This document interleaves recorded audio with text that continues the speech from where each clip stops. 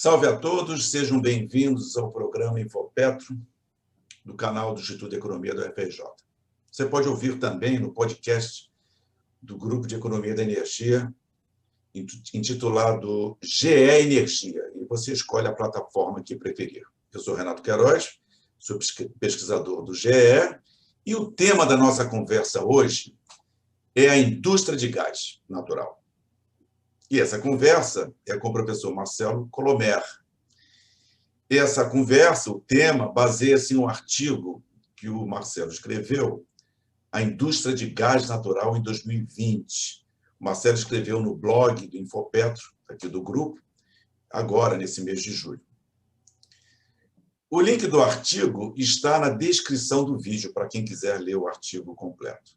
Olá, Marcelo, tudo bem? Como vai? Bom dia, Renato. Agradeço aí pelo convite. É um prazer estar conversando com você e com nossos ouvintes. E vamos lá, vamos conversar um pouquinho sobre o que aconteceu aí com a indústria de gás natural nesse ano de 2020, que foi um ano, no mínimo, atípico. Atípico. Exato. Mas, Marcelo, olha, já inicia a conversa e pegando um gancho logo do início do seu artigo, que você avalia que a indústria de gás natural você escreve, a maior resiliência em 2020. Por quê? Como é que você pode falar um pouco?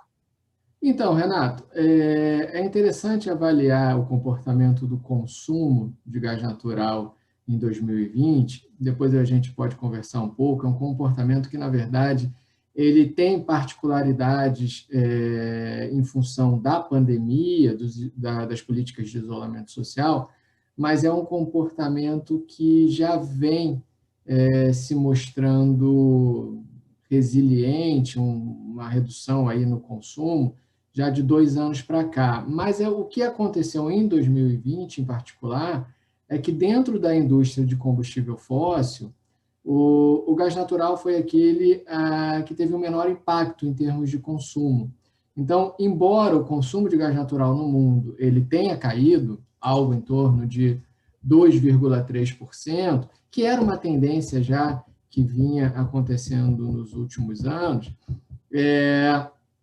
a sua participação na matriz energética mundial, ela se elevou. E isso porque você teve uma queda muito acentuada das outras indústrias fósseis, do consumo dos outros combustíveis fósseis, como derivados de petróleo, de uma forma geral, diesel, gasolina, e do próprio carvão.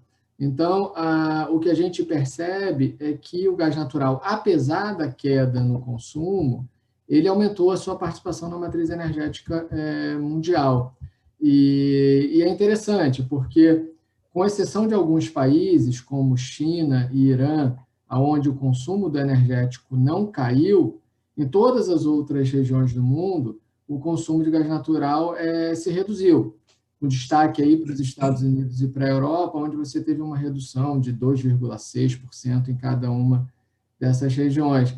Então, assim, é interessante que, apesar dessa queda, essa queda foi pequena em relação à das demais indústrias de energia, de uma forma geral. O que é um caso particular, porque o que explica isso?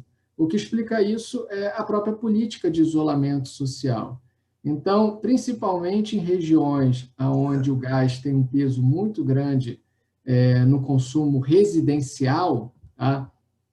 A política de isolamento social acabou fazendo com que o aumento do consumo no setor residencial compensasse, em alguma medida, a redução do consumo nos setores industrial e um pouquinho no setor elétrico.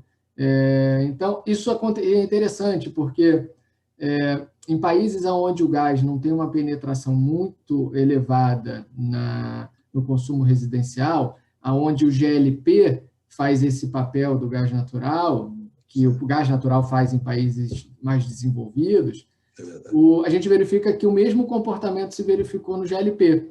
Então, nesses países, principalmente os países em desenvolvimento, onde o GLP tem uma participação bastante significativa no consumo residencial, verificou-se também em 2020 um aumento do consumo de GLP. Então, essa resiliência ela pode ser explicada exatamente pelo aumento da permanência das pessoas nos lares, né? E, consequentemente, também de um maior consumo no segmento residencial. Mas, Marcelo, olha só, quer dizer, mas a produção, você até fala isso, escreve ali, do Mundial do Gás Natural em 2020, também acompanhou a queda da demanda, né? E a pandemia, vamos dizer assim. Mas também reduziu esse comércio, né, de gás natural, não é verdade? Quer dizer, você pode falar um pouco sobre o comércio internacional, enfim, da produção, etc. Sim, sim.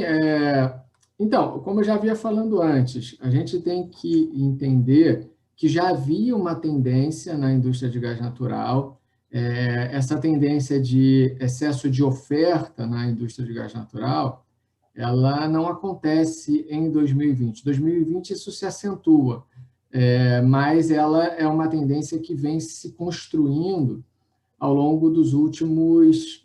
Na verdade, a gente pode dizer que ela vem se construindo desde 2009, quando você tem aí o boom do shale gas nos Estados Unidos, mas ela se reflete efetivamente em excesso de oferta e, consequentemente, em redução de preço, que a gente vai conversar mais à frente, a partir de uns 2, 3 anos para cá.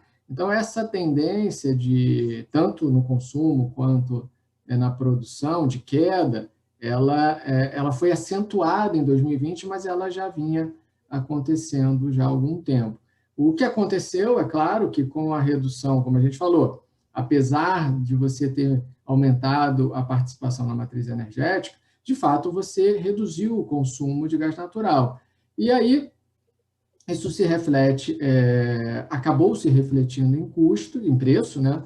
E você verificou uma redução também na produção mundial de gás natural.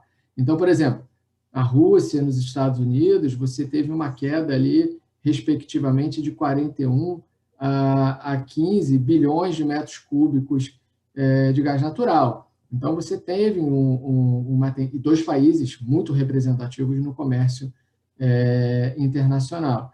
Então, você vem, sim, verificando uma redução na produção, acentuadamente a partir de março de 2020, principalmente, em função, é claro, de todos os problemas associados à pandemia. E um outro ponto, é importante a gente destacar isso, existe uma série de regiões onde esse gás natural ele é um gás associado. E no caso de campos associados, a rentabilidade do investimento depende muito, e muitas vezes até mais, da própria produção de petróleo ou de derivados de petróleo, entendeu? Que a gente chama de líquidos de gás natural, tá? Que são a gasolina natural, etc. e tal. Como esses mercados tiveram uma forte retração em 2020, você colocou um fator adicional aí de desestímulo à produção nesses campos de gás associado. Então, essa queda da produção, ela reflete, sim, uma queda do consumo de gás natural, mas ela também reflete, inclusive, uma queda no consumo de derivados de petróleo. Então, são esses dois movimentos que explicam aí essa redução da produção. E aí, consequentemente, reduzindo o consumo e reduzindo a produção, você também tem um efeito sobre o comércio internacional de gás natural.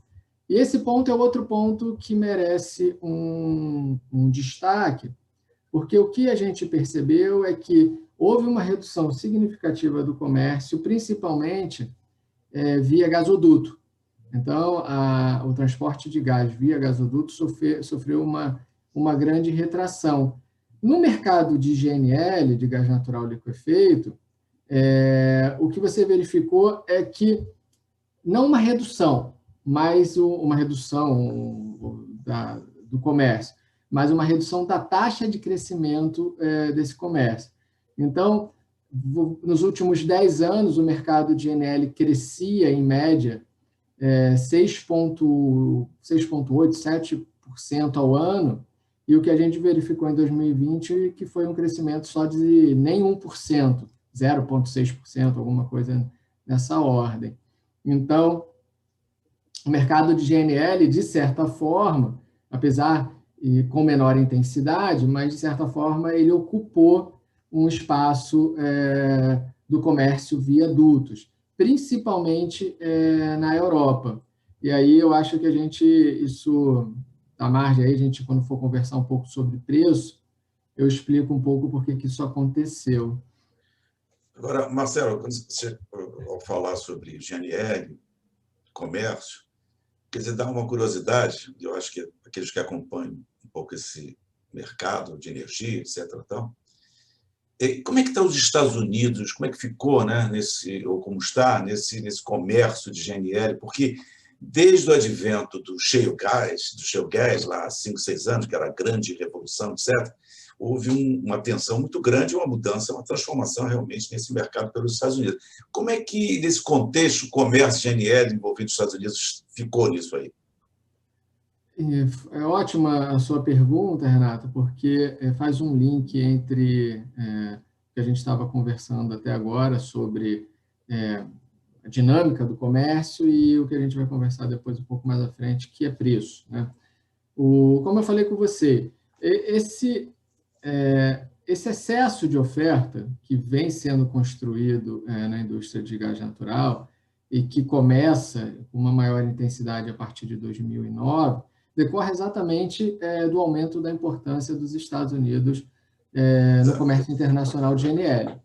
Então, em 2009, a gente tem aí o que a gente chama de revolução do shale gas, que nada mais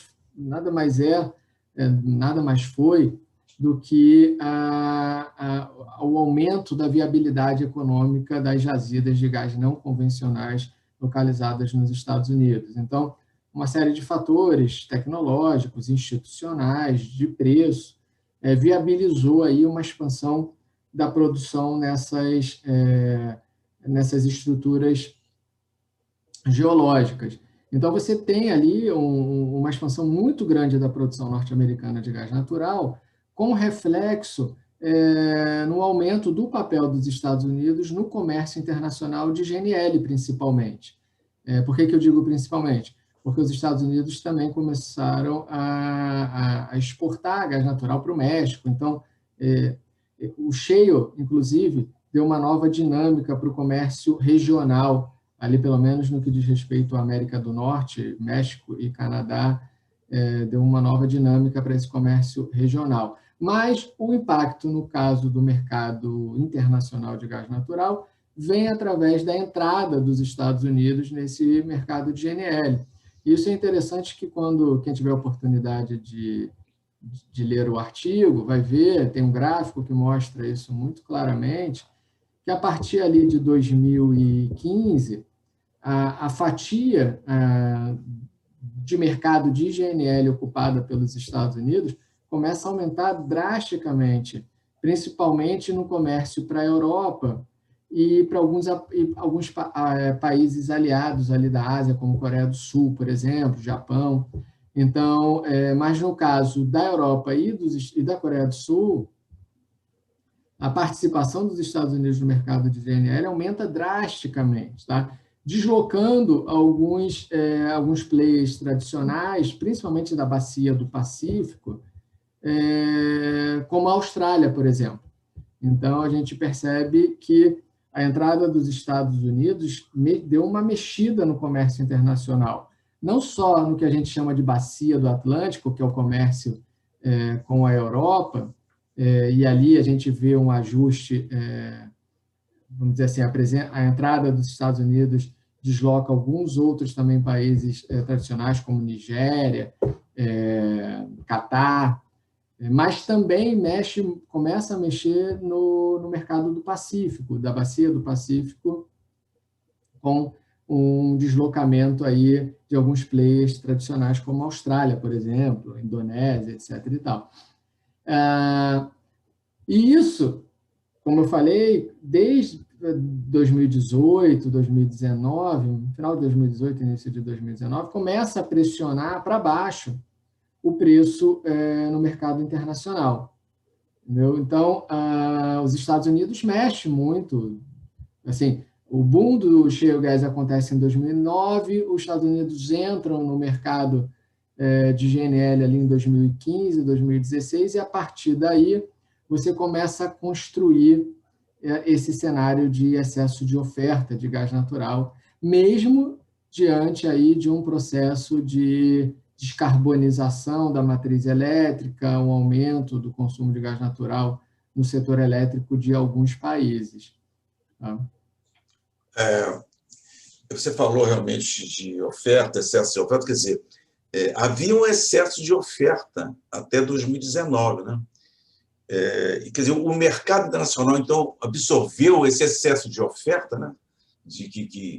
Que havia, porque quando a gente está falando da resiliência do gás, etc. Tal, mas havia um excesso de oferta de gás até 2019. Então, a questão é, o mercado internacional, então, absorveu o excesso de oferta, né? Mais ou menos, parte dele. O que aconteceu? Primeiro, entendendo um pouco melhor esse excesso de oferta. Então, o primeiro fator, como a gente já comentou, foi a entrada aí dos Estados Unidos no mercado de GNL, a partir aí do boom de shale gas.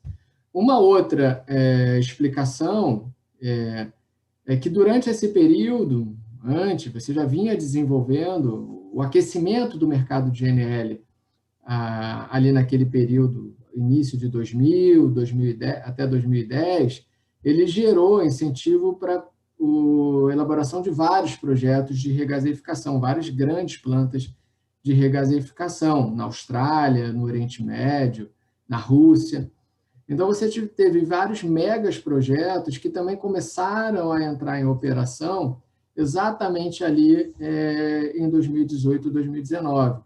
Então, além dos Estados Unidos, a conclusão desses megaprojetos de liquefação, desculpa, eu falei regasificação, mas projetos de liquefação de gás natural, fez com que você tivesse uma grande oferta de gás natural no mercado. Tá? Isso começou, inclusive, a pressionar o preço do gás para baixo, principalmente naqueles mercados onde o preço se forma competição gás-gás, ou seja, mercados mais spot, onde o preço é um preço de leilão, vamos deixar dessa forma. Desde 2018, 2019, você começa a ter uma pressão de baixa no preço do gás natural. Desculpa. O que segurou, e aí talvez seja um pouco a sua impressão, é que esse preço do gás natural, na média, ele não cai tanto nesse período, porque você tem uma série de contratos indexados ao petróleo. Então, nas regiões, nos países onde, principalmente na Europa, os contratos com a Rússia, a maior parte deles é indexado ao petróleo, nesses países, o preço do gás natural, pelo menos do gás natural comprado sobre esses contratos, ele não cai tanto, mas ele não cai muito mais por conta de questões contratuais. E aí, o que aconteceu? A queda do preço spot, principalmente no mercado de GNL, levou, em 2019, a Europa, por exemplo, a começar a recompor os seus reservatórios. Então, assim, essa absorção do excesso de oferta que acontece ali em 2019 é verdadeira, mas ela não acontece em função de um aumento do consumo.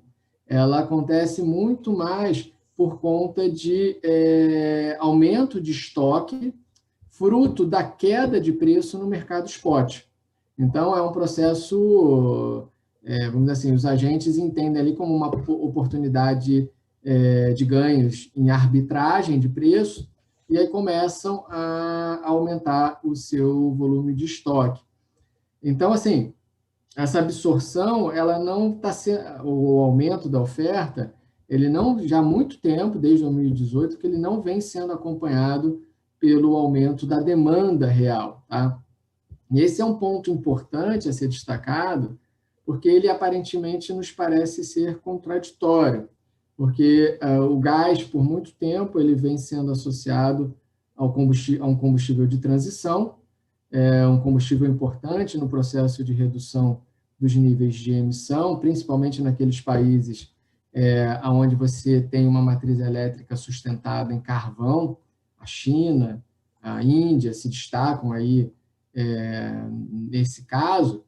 E então, embora, claro, e o aumento dos esforços de redução das emissões, então, apesar do aumento do consumo de gás natural nessas regiões, que vem acontecendo efetivamente, principalmente na China, no setor elétrico chinês, a gente percebe que a demanda não veio acompanhando o excesso de oferta até 2020, quando você tem, inclusive, uma retração da própria produção, para poder equilibrar um pouco esse mercado. Esse excesso de oferta e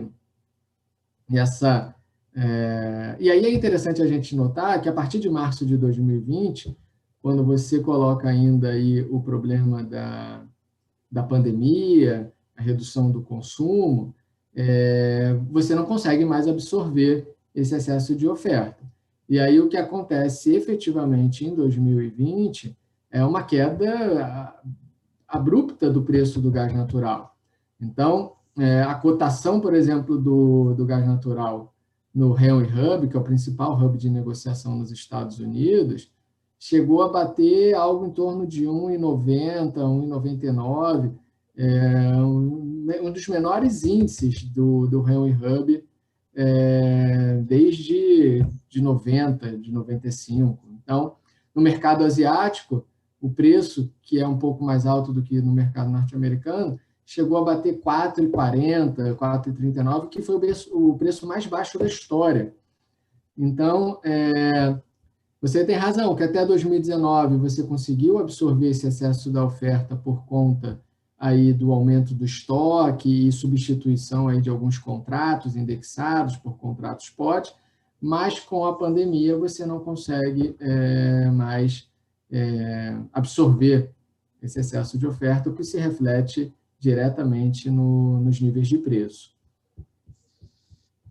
Mas a gente falou um pouco sobre consumo, oferta. Eu ia falar um pouco, perguntar um pouco a você mais sobre o preço do gás natural no mercado de spot, mas acho que você já entrou nesse assunto. Não sei se você quer falar mais alguma coisa, porque as pessoas que estiverem interessadas em detalhes vão ler o seu artigo, certamente.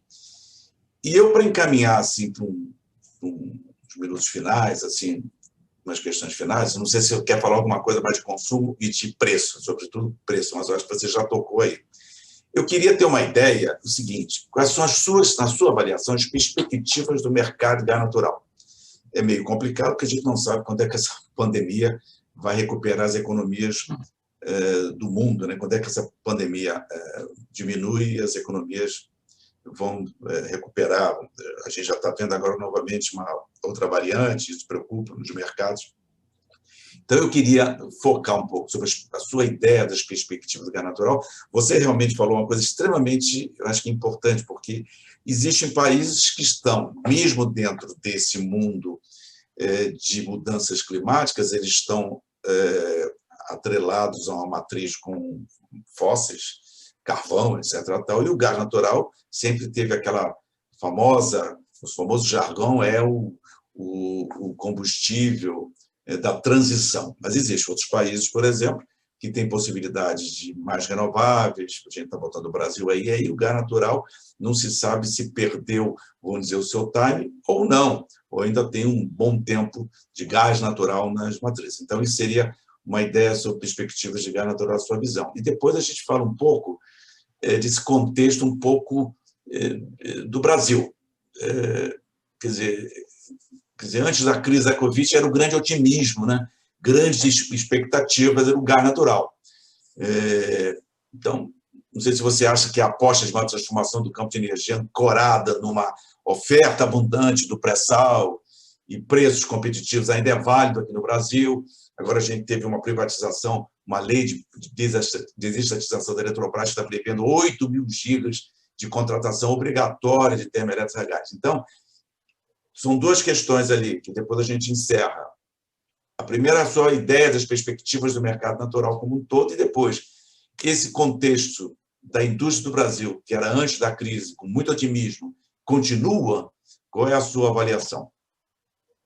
Então, Renato, é importante a gente lembrar que 2020 vai ser sempre aquele ano no gráfico que a gente tem uma quebra, né? Uma disrupção. Então, como aconteceu em 1929, em 98, e etc. e tal. Então, a gente vai precisar, como você falou, a gente ainda está vivendo um cenário pandêmico, a vida, principalmente a economia, ainda não voltou à sua trajetória normal. Então, a gente vai precisar acompanhar como é que o mercado de gás vai se reestruturar, assim como todos os outros mercados, como é que ele vai se reestruturar com a retomada de uma vida econômica normal a partir de 2022, enfim. O que a gente já percebe é que a abertura econômica que já vem acontecendo, a flexibilização das políticas de isolamento social que já vem acontecendo em algumas regiões, já vem dando um novo fôlego para o mercado de gás natural, que tem se refletido, inclusive, nos preços. Então, a gente já percebe aí um aumento do preço no Henry Hub, embora a gente ainda não saiba se esse vai ser o preço normal pós-pandemia. Então, ainda existe uma grande apreensão aí sobre o desenrolar as políticas de incentivo à retomada econômica em uma série de países. Então, é um pouco difícil a gente precisar exatamente esses movimentos de mais curto prazo. Tá? No longo prazo, e aí você tem razão, também existe uma grande incerteza a respeito da indústria de gás natural. Porque, se por um lado o gás ele tem um grande potencial de redução dos níveis de emissão, como eu falei, principalmente nesses países onde o setor elétrico ainda é muito sustentado na produção, no consumo de carvão. Por outro lado, em algumas regiões, como por exemplo na Europa, o crescimento das energias renováveis já vem ocupando um espaço que tradicionalmente era ocupado pela geração elétrica a gás natural. Então, inclusive, já faz parte da política energética de alguns países europeus a redução da geração elétrica com base em gás natural. Tá? Então, existe sim, a gente não sabe se vai se acelerar ou se vai haver uma redução da velocidade das políticas associadas à redução dos níveis de emissão. Isso não está muito claro ainda, pelo menos para mim, se a pandemia ela acelera o processo de transição energética ou se ela retarda o processo de transição energética. E aí eu não estou fazendo nenhum tipo de inferência à necessidade, à urgência, que eu considero urgente o processo de transição, mas eu não sei quantos efeitos econômicos e a necessidade de retomada pode contribuir ou não para as políticas de transição energética. Então, existe ainda uma incerteza, porque se acelerar as políticas associadas à redução das emissões, é possível que você tenha razão, que a janela de oportunidade para o gás natural tenha já se fechado, e pelo menos em grande parte do mundo, não em todos os países. Acredito que em alguns países como Índia e China, você ainda vai ter uma janela aí de oportunidade bastante ampla em função do peso que o carvão tem. Mas, numa média global, essa janela de oportunidade pode sim estar se fechando. Tá? Se por acaso você tiver um retardamento ou uma adoção de políticas de transição mais amenas, com menor impacto econômico no curto prazo, pode ser que você ainda alongue essa vida do gás natural, principalmente em projetos de geração elétrica. Tá? É importante a gente lembrar que, embora o gás ele possa perder oportunidade num cenário onde você acelere as políticas de redução das emissões, embora ele possa perder o espaço no setor elétrico, o gás natural ele tem muito tem uma importância muito grande no processo de redução das emissões no setor industrial. Então, o nosso setor industrial mundial ele ainda tem um espaço bastante elevado aí para a substituição de combustíveis fósseis com maior nível de emissão, como diesel, óleo combustível, mesmo carvão, pelo gás natural. Então, eu acredito que essa visão do gás como a era do ouro do gás, como elemento de transição energética, não é mais como se pensava ser há 10 anos atrás. Esse espaço é menor. O quanto menor, eu não sei dizer ainda. Eu acho que isso vai depender muito do efeito que a crise econômica decorrente da pandemia vai ter sobre a velocidade das políticas de redução da emissão. Então, resumindo, hoje em dia, o que acontece é que você tem um cenário de incerteza muito grande em relação até mesmo aos investimentos associados à infraestrutura, como, por exemplo, gasodutos, intercontinentais não, isso é besteira, mas gasodutos que conectam, por exemplo, países, regiões como Ásia e Europa, enfim. Esses projetos, eles hoje em dia parecem não avançar. Uma série de projetos aí que já estavam em andamento foram suspensos temporariamente. Então, hoje há um cenário de incerteza muito grande para os investimentos nessas infraestruturas. E, é claro, existe uma razão. Um investimento em gasoduto, ele leva de 20 anos, na melhor das hipóteses 15, mas em média 20, 30 anos, para você recuperar esse investimento. Tá? E é um investimento com elevada especificidade de ativos, ou seja, um custo afundado muito elevado. E você ainda não tem, claramente, se você vai ter ainda mercado para o gás natural, ou pelo menos um mercado em volumes consideráveis que remunerem esses projetos, daqui a 20, 30 anos. Então, esse cenário de incerteza é bastante prejudicial, inclusive, para os investimentos na indústria de gás natural. Quanto ao Brasil, a gente vive um momento um tanto quanto peculiar também, podemos dizer, porque o Brasil vem passando por uma crise energética. A gente não pode negar que existe hoje em dia um cenário de crise energética associado principalmente à redução da geração hídrica de eletricidade. Isso chama a atenção para os projetos termoelétricos, principalmente para os projetos termoelétricos a gás natural, em um cenário onde a gente, como país, tem bastante reserva de gás natural, embora sejam reservas com custo elevado de aproveitamento. Então, são reservas localizadas na região do pré-sal, basicamente, regiões offshore bastante distantes da costa brasileira, com dificuldade de aproveitamento, com custo elevado de aproveitamento,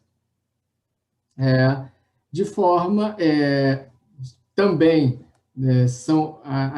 há uma necessidade de tempo para você explorar essas reservas. A gente não tem a infraestrutura necessária atualmente para fazer o uso desse gás natural no volume que talvez o setor termoelétrico demande. E nesse momento, então, talvez a gente não vai conseguir contar com essas nossas reservas internacionais de gás natural para resolver o problema da crise elétrica agora, de 2021, tá? Mas também temos uma capacidade aí bastante elevada de regasificação. Temos alguns terminais de regasificação no país, todos eles com baixo fator de utilização, em função de um cenário hídrico mais favorável no passado. Então, provavelmente, o que vai acontecer é que esse gás utilizado aí para suprir a crise hídrica, ele vai ser um gás importado. Ele vai ser ou um gás importado via GNL, ou ele vai ser um gás importado via Bolívia, uma vez que também a gente está com uma capacidade contratual aí bastante folgada em relação às importações da Bolívia. Tá? Isso, então, para mim, esse é o cenário da indústria de gás natural no curto prazo. A gente provavelmente vai ter um aumento bastante elevado das importações e com custo, embora você tenha aí uma queda no preço internacional do gás natural, esse custo de contratação de curto prazo vai ser mais elevado do que poderia ser se você tivesse contratos de longo prazo. Tá? No longo prazo, e aí é a grande questão, o quanto a gente vai conseguir aproveitar das nossas reservas de gás natural ou não. No longo prazo, assim como no resto do mundo, a grande variável de incerteza é o qual a velocidade do crescimento das energias renováveis. Então, o Brasil tem um elevado potencial para a produção de energia elétrica solar, eólica, e vem crescendo, essas energias vêm se mostrando bastante competitiva nos leilões de energia, de forma que o gás natural no longo prazo vai disputar espaço com essas energias. E diferente de outros países, onde você precisa de alguma fonte segura, estável de suprimento para fazer frente à intermitência das energias renováveis, e aí a termoelétrica a gás em alguns países tem essa função de fazer a gestão da intermitência das energias renováveis. No caso do Brasil, a gente tem uma imensa bateria que são os nossos reservatórios. Então, existe aí uma grande incerteza do quanto o gás natural, qual é o espaço que o gás natural vai ter na indústria elétrica brasileira, nessa convergência aí entre energia renovável e reservatórios hídricos. Eu acredito que o gás, sim, vai ter sempre um papel no mercado brasileiro. A minha grande dúvida é o tamanho desse papel, porque, no meu entendimento, diante aí de uma aceleração do processo de redução dos níveis de emissão, a gente vai caminhar no longo prazo, pelo menos, a gente vai caminhar para um setor elétrico baseado em energia renovável e energia hídrica, pelo menos seria o ideal. E o gás natural teria um papel aí mais marginal. E aí a pergunta é, será que esse papel ele é suficiente para o aproveitamento das nossas reservas existentes? Será que o ideal seria fazer projetos de monetização dessas reservas mais flexíveis? Ou seja, pensar, de repente, em estruturas de liquefação embarcada, ou mesmo liquefação na costa, para a gente, de repente, exportar esse gás natural para os países onde ele tem um peso importante ainda nesse processo de redução dos níveis de emissão. Então, assim, existe oportunidade para a indústria de gás natural no Brasil. A minha grande dúvida é se o modelo atual, principalmente o modelo atual de interface entre a indústria de gás natural e o setor elétrico, ele é adequado para o aproveitamento das nossas reservas de gás natural. Então, basicamente, é um pouco isso que eu tenho a dizer, minha visão sobre a indústria de gás, bem resumida, sobre a indústria de gás natural aqui no Brasil, nesse momento. Marcelo, você nesse final, você focou, eu acho, pontos importantes. E se a gente pegar pontos desse final que você falou agora, esse final que eu disse, essa questão final agora, a gente gera boas discussões. Sim, porque você deu até um exemplo de que isso é pouco discutido, de ser um exportador de gás com os terminais. Isso é extremamente importante, não se vê discutido. E, às vezes, as indústrias, eu vim muito do setor elétrico, dizem assim, não, eu não vou resolver o problema da outra indústria.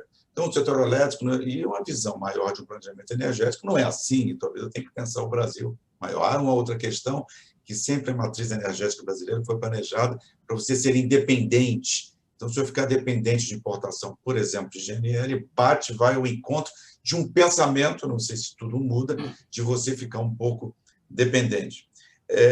Depois também, você viu o seguinte, você ficar, como foi essa lei do setor elétrico, você ficar mais 25 anos, até 2050, com um número enorme de gigawatts de gás, de termoelétrica a gás, talvez isso vá ao encontro, né? Porque até entrar em operação, vamos dizer, 2, 3 anos uma usina térmica, até começar a estudar, entrou, ainda tem mais uns 25 anos, 30 de contrato, eu vou bater 2050 no mundo que está caminhando para penalizar ou combater emissões. Então, isso também é um ponto a ser pensado. Sem dúvida nenhuma, eu acho que o setor elétrico ficar sem termoelétrica é muito difícil, muito complicado, muito difícil. Mas é o que você falou, será que é marginal? Será que não é?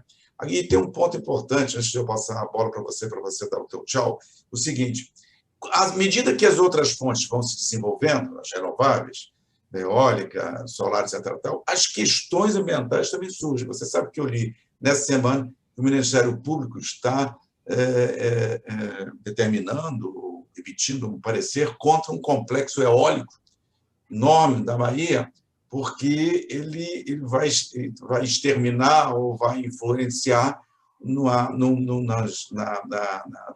um grupo de araras azuis específico do meio ambiente, e o meio ambiente está batendo nesse complexo eólico. Olha que coisa curiosa, quer dizer, a eólica, que é considerada pura, entre aspas, como renovável, já está tendo questões porque começa a desenvolver. Então, é uma incerteza e uma discussão que o planejamento tem que desenvolver constantemente, tem que monitorar tudo. Mas, Marcelo, eu acho que foi muito bom essa conversa, eu acho que motiva as pessoas a pesquisarem quem é do setor energético, quem não é, tem uma ideia, porque esses podcasts, esses vídeos são para você ter uma ideia, o artigo ele aprofunda mais. Eu agradeço essa nossa conversa, gostei muito da conversa, passo a bola para você, para o teu tchau, e esperando uma próxima oportunidade, a gente, quem sabe, entre nos pontos desses, te motive você fazer artigos sobre esse teu finalzinho aí, desse encerramento que você levantou rapidamente várias questões importantes. Um abraço para você, tudo de bom. Obrigado, Renato. Eu que agradeço. Quem sabe aí escrevemos juntos, já que você é um representante aí do setor elétrico e com certeza essa interface entre o gás do gás e do setor elétrico precisa que se pense conjuntamente nisso. Não, só quero agradecer e deixar só uma mensagem final que a gente sempre gosta de deixar uma mensagem e nossos artigos acabam sempre indo para esse caminho, de destacar a importância do planejamento energético coordenado e integrado. As questões aqui, embora pontuais do gás natural, mesmo nesse artigo que o objeto era a indústria de gás natural, já mostram que não dá para falar de nenhum setor energético de forma isolada. Então, assim, a mensagem final é que uma discussão, um debate responsável sobre qualquer setor de energia passa por pensar por um planejamento energético integrado. Então é isso, Renato, muito obrigado e até uma próxima vez. Obrigado aos nossos ouvintes também. Um abraço para todos e até a próxima.